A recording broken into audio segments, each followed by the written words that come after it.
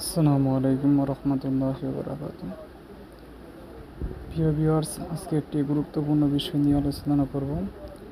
সেটা হচ্ছে পদার্থবিজ্ঞানের অতি গুরুত্বপূর্ণ একটা টপিকস, সেটা হচ্ছে রাশি।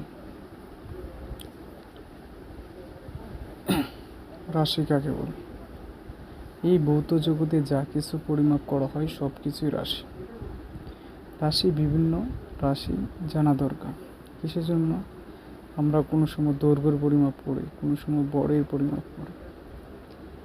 ওই সব যা কিছু আছে তাদের একটা প্রতীক বা একটা রাশির অন্তর্ভুক্ত করা হয়। যেমন এই ভৌত জগতে দুই ধরনের রাশি আছে, একটা হচ্ছে ভেক্টর রাশি আর একটা হচ্ছে স্কেলার রাশি। ধরেন স্কেলার রাশিটা হচ্ছে যে সকল রাশি নির্দিষ্ট করে মান আছে কিন্তু নির্দিষ্ট দিক নাই, সেই সকল রাশিকে স্কেলার রাশি বলে।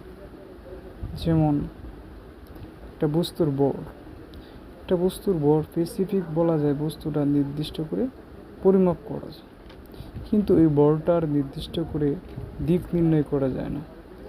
কেননা একটা বস্তু ওর বিভিন্ন দিক আছে, তা স্পেসিফিকলি ওর দিকটা বলে দেওয়া যায় না। তাই বড় একটা স্কেলার রাশি। এছাড়া দ্রুতি আছে, দূরত্ব আছে, ওইগুলো হচ্ছে ভেক্টর রাশি, না স্কেলার রাশি। ওইগুলো হচ্ছে সব কিছু স্কেলার রাশি।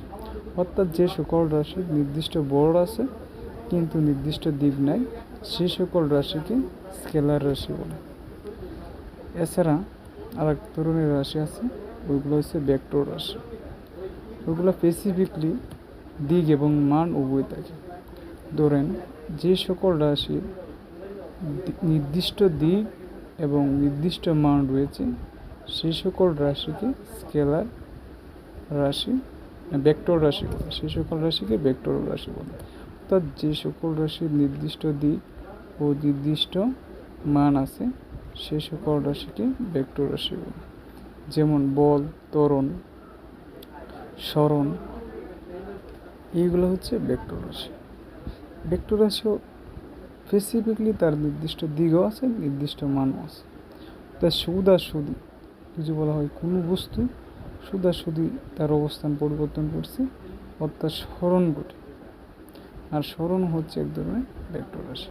আর দূরত্ব যে কোনো দিকে এটা নির্দিষ্ট করে পরিমাপ করতে পারবো, কিন্তু এর স্পেসিফিকলি কোনো নির্দিষ্ট দিক বলতে পারবো না, তাই দূরত্ব হচ্ছে স্কেলার রাশি। আমার চ্যানেলটা